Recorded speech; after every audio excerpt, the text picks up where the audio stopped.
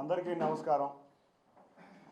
నిన్న మేమందరం కలిసి విజయవాడ తెలుగుదేశం కృష్ణా జిల్లా ఉమ్మడి కృష్ణా జిల్లా తెలుగుదేశం నాయకత్వం కలిసి రాష్ట్ర ప్రజలు బాగుండాలని హోమం చేశాం. అది దిగ్విజయంగా జరిగింది. అంతేకాకుండా త్వరలో రాష్ట్రానికి మంచి జరగాలి, చంద్రబాబు నాయుడు గారు ముఖ్యమంత్రి అవ్వాలని కోరుకున్నాం.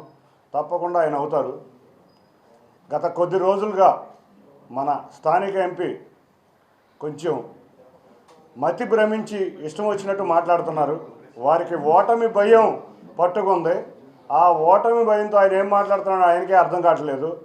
కొంతమంది పిచ్చి కుక్కలని ఊర కుక్కలని ఇట్లా ఇష్టం వచ్చినట్టు మాట్లాడుతున్నారు. నిజంగా గుర్తుంచుకోనని కుక్కలకి విశ్వాసమైనా ఉంటుంది, నీకు ఆ మాత్రం విశ్వాసం కూడా లేదు. నిన్ను ఇంత వాడిని చేసిన చంద్రబాబు నాయుడు గారి మీద విశ్వాసం లేకుండా ఉన్నావు. వాటికి ఉన్న విశ్వాసత కూడా నీ దగ్గర లేదు. అంతేకాకుండా ఒకటే చెప్తున్నాం, నీకు మతి భ్రమించింది. పక్షులు ఒకే రకం పక్షులన్నీ ఒకే గూటికి చేరినట్టు సైకోలన్నీ ఒక సైకో పార్టీ చెంతకు చేరినాయి. కాబట్టి మీరందరూ ఏమి చేసినా రాష్ట్ర ప్రజలు వాళ్ళ చంద్రబాబు నాయుడు గారిని ముఖ్యమంత్రిని చేయాలని ఎంతో ఆతృతతో ఎదురు చూస్తున్నారు. తప్పకుండా రాష్ట్ర ప్రజలు చంద్రబాబు నాయుడు గారిని 175 నియోజకవర్గాల్లో 165 నియోజకవర్గాల్లో పైగా ఉమ్మడి తెలుగుదేశం జనసేన అభ్యర్థులు గెలవబోతున్నారు. అంతేకాకుండా ఆశ్చర్యకరమైన రీతిలో పులివెందుల్లో కూడా జగన్ ఓడిపోబోతున్నారు. మీరు గుర్తుంచుకోండి, ఇవాళ ప్రజలకే కాదు ఆ పార్టీలో ఉన్న వ్యక్తులకు కూడా అర్థమైపోయింది వైసీపీ ఓడిపోతుందని.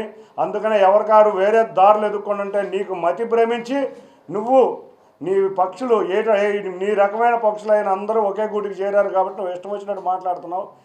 నువ్వు గుర్తుంచుకో, నువ్వు 3 లక్షలతో ఓడిపోతున్నావు. అందరికన్నా నీకే ముందు తెలుసు.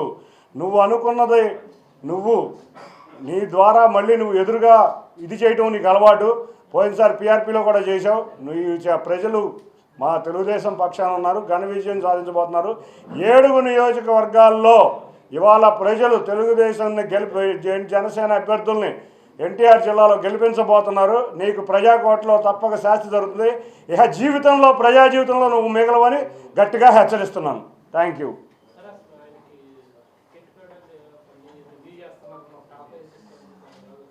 ఇవాళ అతను అవినాష్ అనుచరుడు, మొన్నే చెప్పా, అతను అవినాష్ కింద అనుచరుడు. ఇక్కడ తెలుగుదేశం పార్టీలో ఉన్నప్పుడు అతని ఆదరణ ఏ విధంగా ఉండేదో మీకు తెలుసు. మా నాయకులందరూ ఇతని మీద ఇష్టం లేకపోయినా కూడా మా గౌరవ ఎంపీగా గౌరవించారు. అక్కడికి వెళ్ళినాక అవినాష్ వెనకమాల లేకపోతే ఇన్ఛార్జ్ ఎవరుంటే వాళ్ళు వెనకమాల తిరగటం తప్పితే ఇతనికి అసలు ఏమీ లేదు.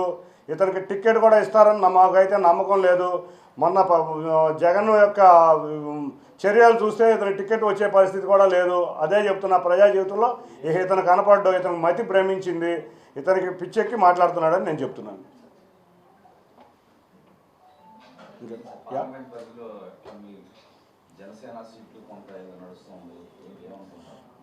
ఇప్పుడు తెలుగుదేశం జనసేన ఎవరెక్కడ నుంచోవాలనేది మా నాయకులు ఇద్దరు, పవన్ కళ్యాణ్ గారు చంద్రబాబు నాయుడు గారు ఒక డెసిషన్కి వచ్చారు. వారు త్వరలో అనౌన్స్ చేయబోతున్నారు. అంటే కాకుండా ఉమ్మడి మేనిఫెస్టో కూడా అరేంజ్ చేయబోతున్నారు. మేమందరం ఎవరిని అనౌన్స్ చేసినా కూడా కలిసికట్టుగా ఉండే 7 అసెంబ్లీ నియోజకవర్గాల్లో అభ్యర్థిని తప్పకుండా గెలిపించుకుంటాం.